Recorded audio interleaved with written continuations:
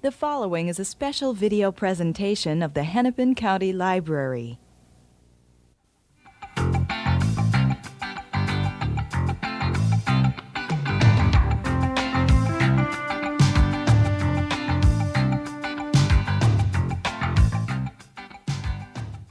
Hi, welcome to a discussion with Kenny Ausubel and Nina Simon. Kenny is the founder of Seeds of Change, an organization devoted to preserving and reintroducing a biological diversity of crops into the food chain. And his wife Nina Simon is also with us today. She is president of the company.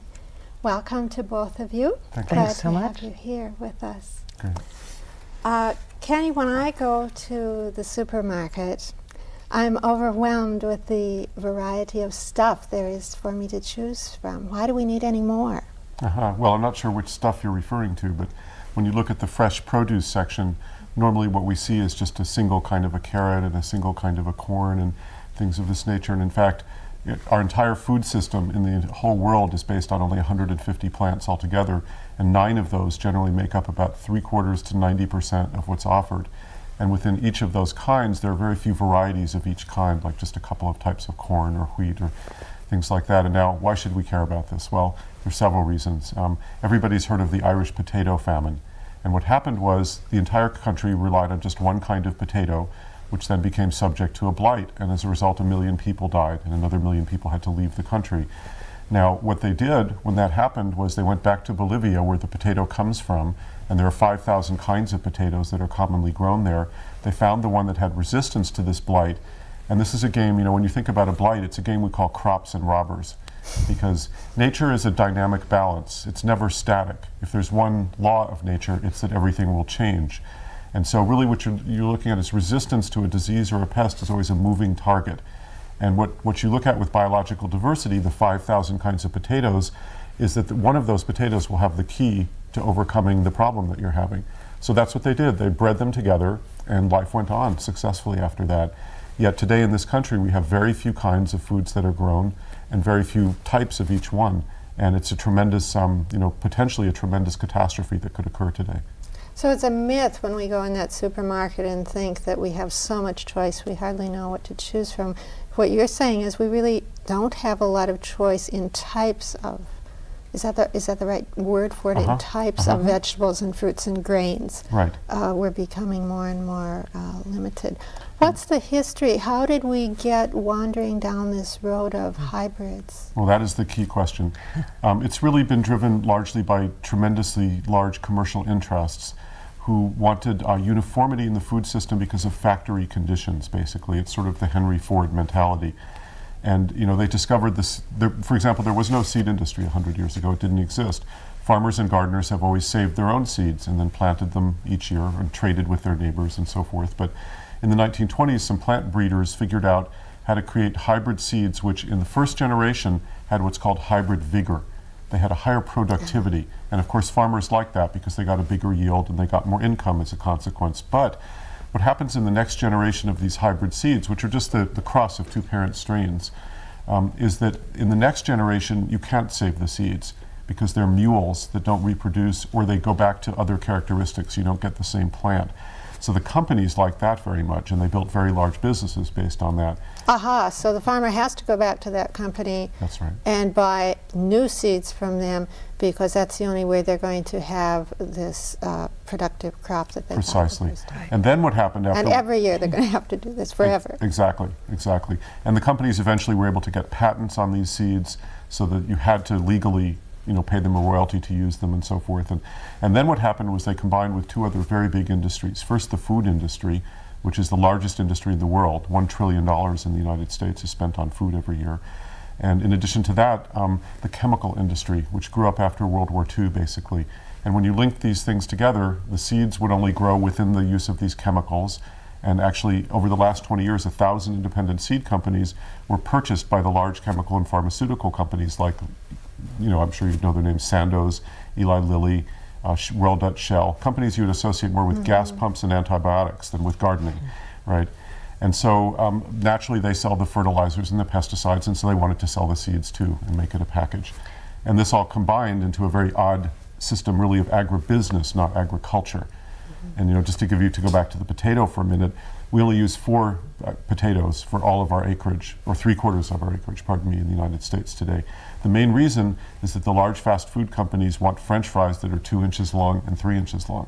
So that's the mentality that's driving this system. Right. And we want tomatoes that won't bruise in the trucks, and so it's all sort of a cosmetic kind of thing. What we find is that what a lot of the large companies do when they're breeding hybrids is that they select for traits that are actually industrial traits. So they select for things like uniform ripening. They want everything to ripen at the same time, and they want it all to have tough skins so that the machines won't puncture them, and they want them to have something called tensile strength so that they can travel long distances and not be bruised, as you say, and a lot of cosmetic concerns. And what we find is that the old varieties very often have been saved by generations of gardeners expressly for the reasons that people want to eat things, for their flavor and their nutrition and their hardiness, and a lot of other reasons. Well, it's really gone so far. I was thinking in reading this book and preparing for our conversation that tomatoes now, for me at least, are nothing more than a red decoration on a restaurant plate, because they absolutely have no flavor at all. Right. And even when I think of Big Boy and some of the varieties that gardeners grow, I'm not impressed that they have a great deal of flavor either. And carrots are another thing that I'm thinking of. It's been years since I tasted a good carrot. In fact, I had some home the other day that were the core of what do you call the core of the core was so fibrous that it was inedible, and it reminded me of your industrial. Yeah. It was not an edible food. It's almost more like a prop than a food. The tomatoes. I mean, to me, I don't even take it seriously. I just put it to the side of the plate and figure it'll go in the compost pile or something. And hopefully, it's still got some organic matter in it. But I think what the book discusses, and I did quite a bit of research to try to learn more about this, when they breed plants for these industrial traits, there's an inverse correlation with the nutritional content and the flavor. So the flavor and the nutrition actually go down when you're breeding to have a tough skin. And of course, they didn't select these plants for flavor or nutrition in the first place, so it's a really seriously diminished food supply that we live with today. And our favorite story actually in this regard was we got a letter from one of our customers a couple of years ago in, I think, '92, and she had planted a hybrid sweet corn in her garden and then somehow got a hold of the Seeds of Change catalog and ordered from us and planted what was the most popular corn in the United States in the 1950s, called Luther Hill sweet corn. And the Luther Hill quickly overtook the hybrid corn. It had big green stalks and was making these wonderful, luscious-looking ears. And she was contemplating her harvest, getting all ready for dinner, And one morning, to her great dismay, she woke up to find her neighbor's horses had broken into her yard. And they had eaten the Luther Hill's Seeds of Change sweet corn right down to the ground and hadn't touched the hybrid corn. So this is what we call horse sense. It's also one of our favorite comments that we receive from customers often is that we offer a great variety of tomatoes, for instance, because there is an incredible selection available of different colors and shapes and sizes and textures, and people will grow our tomatoes often and they'll write to us and say, this tastes like the tomatoes I had when I was a kid. And often it's because they are the tomatoes they had when they were a kid. There really is that flavor recollection, from years past that people carry with them. I remember in the 50s when my parents used to go to Florida and bring back oranges that were and grapefruit that were truly wonderful, and I wondered before I read this why the homegrown fruit I get from Florida just is not good. It's not that good anymore, even the homegrown fruit. Right. So it's a whole process to it. Part of it is the hybrid seeds, part of it is the chemical basis that we live with in agriculture today. And then it's also this whole industrial system, because when you pick things too early, which is before they're ripe, which is what they do in order to transport them for long distances, that doesn't have the sugars in the vegetables that give it the flavor and things of that nature. So really, I think what Seeds of Change believes is that we should actually decentralize our agriculture altogether, and we shouldn't be eating seeds so consistently out of season and importing things 6,000 miles from Chile or Argentina to North America in the winter. And we need to regionalize our growing and perhaps use greenhouses a bit more and things like that. So it's a big change coming. But it sounds like we're also fighting a big industry who is the agribusiness that's going to be opposed to this. Well, the whole concept really behind our company was, I think people are somewhat familiar with the loss of biodiversity, and but mostly what we've heard about is the loss of tropical forests where many species live and things of that nature. But as much diversity apparently is being lost out of farmers' fields, and the food plants are not really natural in a strict sense, because people have learned, for example, the ancestor of corn is a little plant about the size of your finger called teosinte that originated in 3 valleys in Mexico. And somebody sometime figured out that you could eat this, that you could take the seeds and plant them, and then that one plant in the garden was the best one, and save those seeds and plant those again. And that's gone on over thousands, 12,000 to 50,000 years now, and these plants have co-evolved with people. So when we lose them, we're losing this incredible legacy. That's why we call the book The Living Treasure. This is really the living treasure of humanity in that way. And so really what Seeds of Change saw was this loss of diversity. 100 years ago, the time of our grandparents, since their time, of all the foods that they ate, 97% are gone today. This is an almost unimaginable statistic to comprehend.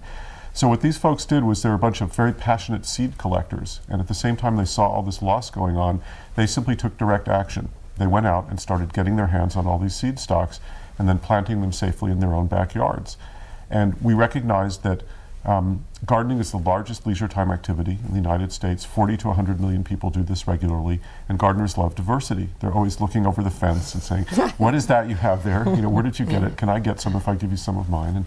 And so forth. And so we felt we could use this market, in effect, as a mechanism for diversity conservation. And so we took our collections and pooled the genes, so to speak, for the gene pool, and grew it out into commercial quantities, and then have been distributing it to backyard gardeners.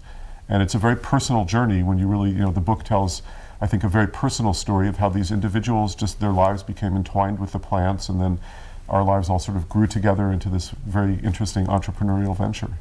Not only were their lives entwined with the plants, I remember one of the stories in here in which the person says that he talked to the plants, he loved the plants, he felt connected with the plants, and another story in which the gardener says he always puts some seeds in his pocket with his money. Right. Yeah, that's Emigdio Bayón, who's our chief agronomist at the New Mexico farm that we have there, and he's actually a Quechua Indian from Bolivia, and both of his grandparents were very involved in seed work in Bolivia and had transmitted seeds through many generations. And Emigdio is very interesting, and as you mentioned, he believes that if you put corn seeds in your pocket, that it will help your money grow. So I'm trying that right now. But you haven't had enough time to see if it works. He also believes that probably, although he is a scientist and a very advanced agronomist, that probably the single most important thing that he does every day is to pray. And he gets up first thing in the morning and he prays before he goes out to the fields. It's a part of his ritual. And he believes that you should never plant a seed if you are in a bad mood, if you have anger in your heart, as he says. You should not put the seed in the ground, because this is the very food that you will eat. And you need to be happy when you put a seed in the Mother Earth, according to Emigdio. So it's very interesting. It makes sense about this whole idea that we are all interconnected in some way, that humans are interconnected with plants. And indeed, someplace in the book, I believe you said that for these 40 varieties of plants that have been lost, there are, for the varieties of plants that have been lost, there are 40 insects and animals that are lost for each one. That's right. Because they depend on it. Yeah, life is really, the biological life of the planet is actually a web, or like a tapestry. And when you remove just one strand like that, it begins to unravel all the other strands that go with it. And our research director is a very interesting fellow named Alan Capular. He's a biologist, a first world scientist who was trained in microbiology and genetics, and was at Yale and Rockefeller and had all those credentials. But at the same time, he saw all the loss of diversity, and he decided he better just get out there and start collecting things, which he did. But he was with his wife one evening and sort of waxing poetic about the 5 kingdoms of life, and the microbes and the mammals and the plants and all this stuff. And Linda stopped him and said, "But why do you call them kingdoms? Because in biology, there are no kings. In nature, there are no kings." And Alan, who's seldom at a loss for words, was completely speechless. And so Linda seized the moment and said, "Well, what if you just took the G out of kingdom, and then it would be kindom? And isn't that what biology is all about, is kinship and relationship?" And that's, I think, a very good example of just what you're describing here. Yeah. I think it's also one of the things that the company is really about is fostering that connection both between people and their gardens and between people and their foods. You know, we find that even people who garden only a little bit in cities, say, for instance, are starting to garden more. They're starting to want to grow things on their windowsills or just to go to the farmer's market and really support organic agriculture and support trying new varieties by participating that way. So it's very much part of the philosophy of the company to actually empower people to really get involved a little bit more in the food that they eat. Well, and I was surprised and quite taken by the number of foods that you mentioned in the book that have such a high nutritional content that are virtually unknown to us. The amaranth and some of the grains and the quinoa. Thank you. That are probably most of our viewing audience probably have never heard of either one. Right. How there are Aztec and Incan grains. You know, it's very ironic when people think about Italian food. You know, tomatoes and potatoes and peppers. Those are not Italian. Those came from South America and Mexico. All of them. Corn, you know, is from the Americas. So I think what happened is that some of the foods were recognized and adopted by the Westerners and the Europeans, and others were simply neglected or ignored or actually disliked or, you know, sort of shunted aside. And some of those were covered in a book called The Lost Crops of the Incas, written by the National Academy of Sciences. It's a very important research report. And they documented foods like quinoa and amaranth, and with quinoa in particular was the sacred grain of the entire Incan civilization. And now, is that like a millet or a couscous or rice? It's a grain, kind of corn, wheat, rice. Sort of a basic staple. Totally basic, yeah. They fed a 15 million person empire of the entire Incan empire on quinoa, and kept 7 years worth of it in their, you know, granaries and. Sounds like the biblical 7 years of you bet. plenty. And they had thousands of kinds of it that would grow in every single, you know, ecological niche, from the oceans at sea level all the way to 15,000 feet in the Andes. So it was very revered. And the National Academy found that its nutritional value is about the same as mother's milk. So it's incredibly good stuff. And it has all the complementary nutrients that are not in corn and rice and wheat. So it's a very good thing for people to eat. It's also totally delicious, by the way. It's interesting with amaranth too. There are also many thousand varieties of amaranth, and I think one of the photographs that you liked in the book is actually a frost-covered amaranth. It's called a coxcomb amaranth, and that's one that some gardeners might be familiar with as an ornamental variety. But in fact, there are many, as I said, thousands of varieties of amaranth, and some of them are ornamental and some are for grains. But they're all beautiful, and in general, they'll attract birds to your garden. There's one variety that we offer that's an heirloom variety called an elephant head amaranth. And it came to us through an old friend of Alan Capular, our research director, who was a woman in Idaho. And she had received it from 3 generations of German women also.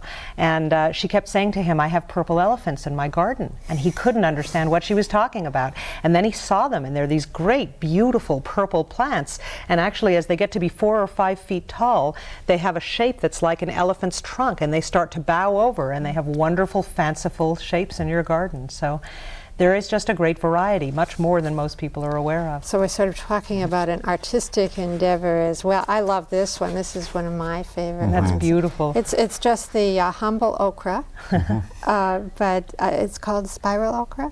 It's called a red velvet okra, actually, and as it grows larger, it unfurls and it grows straight up and becomes a rich, deep red color. And for people who like okra, I hear that it's a very delicious variety. Little change from the green. Oh, stuff. Right. Yeah. The other thing that's very important about amaranth is with just about 4 ounces, you can plant a whole acre. And with an acre of amaranth, you can plant enough food to feed tens of thousands of people. So it's actually a very, very important crop against world hunger.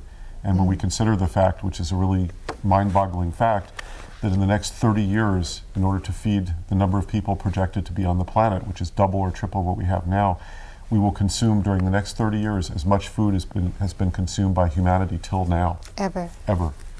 So we better start getting going here, you know.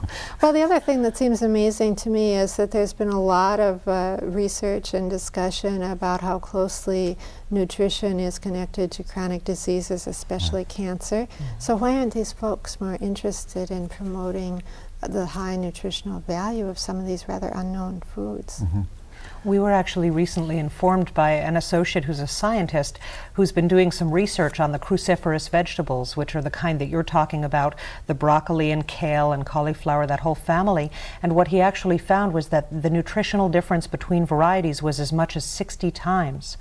So that from one variety of broccoli to another, you could have a 60-degree difference, actually, in the nutritional content as it relates to anti-cancer properties. As well as foods that are raised organically, which the book goes into in some depth. There's definitely a superior nutritional value in those. So these are ways where we could be improving, the national diet, the national health very quickly. That's our proposal for healthcare, is change the diet. So. Show us your catalog. Oh, great. Yeah, there's kind of an interesting story actually behind the cover of it. An artist friend of ours, we wanted her to create an image that related to heirloom seeds, and the idea, and she came up with something that looks like something you might find in Grandma's attic, and we told her a story in order to sort of inspire her with a concept, and it's something that happened to us, I think in 1992. We got a letter from a man in the Appalachian Mountains of North Carolina who's a preacher there named James Couch, and with a letter were 2 little bean seeds that were very beautiful, much like these. They sort of look painted in a way. And what had happened was one of his elderly parishioners died, and he was with her family, and they were going through her very meager possessions. And among them was this little box of seeds, of these bean seeds. And he was very struck by their physical beauty, and so he asked the family about this, and they weren't really terribly interested, actually, but they said, oh yeah, she was just an avid gardener, and these were the family heirloom beans that our great-grandmother brought from Europe. And so Preacher Couch was very moved by this, and the family didn't want the beans, so he took them and he wrote to us and sent them and asked whether we were interested. And of course, this is part of what Seeds of Change does, so we were extremely interested. In 2 years now, he has sent us over 100 kinds of corns and beans that he personally collected from old-timers all over the Appalachian region. And without his doing this, these probably would have been lost, most likely. I mean, this is how things disappear very quickly. And what he does now is he actually sits in front of Walmart on the weekends in North Carolina, and he waits and watches for people wearing overalls and asks them if they have any old seeds. So we've built our business on things like that. Well, I was going to ask you how, because you do promote people growing these seeds in their own gardens, farmers as well as casual urban gardeners, and you're trying to keep varieties of seeds. How do you rescue these almost extinct seeds? Well, people send them to us, actually, is one way. We also have people in the company who go out in search of them all over the country and, in fact, all over the world. And then we distribute the seeds out in a number of ways. Our catalog is also, I think, unusual in that because Kenny's a journalist, when we first started doing a catalog, half of it is articles and stories and information about how to grow things and excerpts from the book. And recipes. And recipes, that's right, and poetry usually. So it's a great collection of things. And really led to the writing of the book. And if people are interested, actually, they can get a catalog by calling 1-800-95-SEEDS. 95-SEEDS. 95-SEEDS. And the seeds are also available, actually, all around the state. So, in fact, for those who are going to purchase a book, there's a wonderful little postcard in the back of the book. That's right. That you can send in and receive a free package of seeds. That's right. To get you started. Indeed, and a catalog. And there are recipes in the book as well. I think it was one of the great joys that I had while Kenny was writing the rest of the book, was working with several chefs around the country to collect recipes for wonderful, unusual varieties. And I noticed one of your chefs was Alice Waters. Mm-hmm. Right, from Chez Panisse. Mm-hmm. And we worked with a fellow from Chicago named Charlie Trotter and another fellow named Mark Miller. And we had a launch party for the book, actually, in January of this year, 1994. And Charlie Trotter came and he prepared this incredible dish that was made from wild salsify. And it was a root vegetable that no one had ever tasted, and it was totally delicious. And it's the kind of thing that introducing you, by tasting something wonderful, suddenly it becomes not so scary and not so unusual anymore. I had, back in 1978, I had salsify in Europe, and they told me what it was, and it didn't mean anything to me, and finally some gentleman came up to me and he said, "You feed it to horses in your country." Must be good stuff. Really? But it's interesting too, because I think so many times we can feel, a little bit disempowered by the scale of environmental issues and toxic waste and global warming, and it's hard to know what you can do as an individual. And then you look at the loss of biodiversity, and extinctions today are running at 1,000 times the natural rate. Scientists consider this one of the top 2 environmental threats. Yet here's something we can actually do something about. And that was, I think, a lot of the philosophy behind Seeds of Change. And we talk about this in the book, that we didn't want to wait for the bus. We just felt, here's something we can do something about, and we can do it literally in our backyard. You can actually plant a revolution in your backyard. And so a lot of gardeners now are participating in this. And even if you live in a city in an apartment, you can have a window box and you can grow a species and take care of it and learn about it. And I think we believe also just that the simple act of putting your hands in the soil and planting something and nurturing it is a profoundly transformative act, and you'll feel better when you do it. And being in touch with the earth. Exactly. Well, I wanted to show some of these seeds too, because they are, what shall I say? They're beautiful. They're aesthetically beautiful. Yeah, they are indeed. We actually tell us about what these are. Well, this one is actually a collection of seeds, and we call it the living treasure, as with the title of the book, because it's really the product of many, many generations and sometimes thousands of years of people's practices of walking the rows in their gardens and selecting the very best, and selecting the things that were the tastiest and produced the best. And this is really our genetic heritage. It's one of the most valuable things that we've inherited. And so to us, it's more valuable than gemstones. It's the living treasure. Indeed, when we run out of food, gemstones aren't going to do us much good. Exactly. The greatest hits of the gene pool here. On the cover of the book are these amazing, some kind of bean, I assume. It is. It's called a Scarlet Emperor runner bean, and it's an heirloom seed, which means that it's been passed down through many generations of ancestors. And it's very beautiful when you grow it, because it's a trellising vine, and it bears these beautiful scarlet flowers. And then it has a green bean stage where it makes very delicious green beans. And then the final dry bean, which you can use to cook a soup with, is this beautiful purple and black bean that kids at the farm call this a jewelry bean, because they actually string necklaces with it. So you can use this in 2 stages, very much like you might use the tender, leafy stage of a leafy plant, and then cook the later. What we find is that a lot of these seeds bear plants that have many uses. It's something that we didn't mention earlier about the amaranth, is that amaranth is part of a family of plants that we call a leafy grain, because not only is the grain very nutritious, but you can actually eat the leaves, and you can harvest the young leaves and steam them or saute them, or you can chop them up into a salad, and they're very high in protein and very tasty. This one is called an Anasazi rainbow corn. And again, we've bred a corn called a rainbow Inca sweet corn, and it's a kind of corn that you can harvest young in the milk stage, and it's sweet and delicious. Not sweet like a hybrid corn, but it has its own rich, corny kind of sweet taste. And so you can eat it then, and it has light coloration then, or you can let it mature to a later stage where it has more beautiful color and roast it and eat it as an entree, really, as the better part of a meal.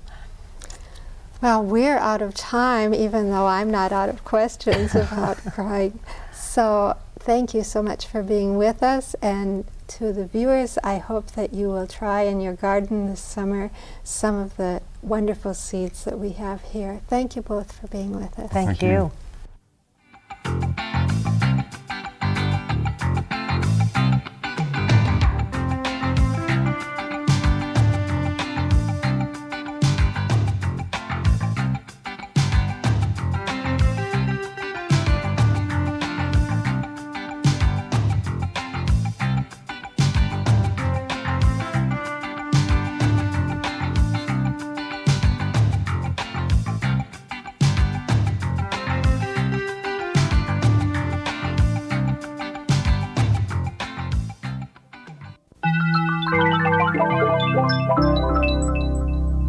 A presentation of the Hennepin County Library.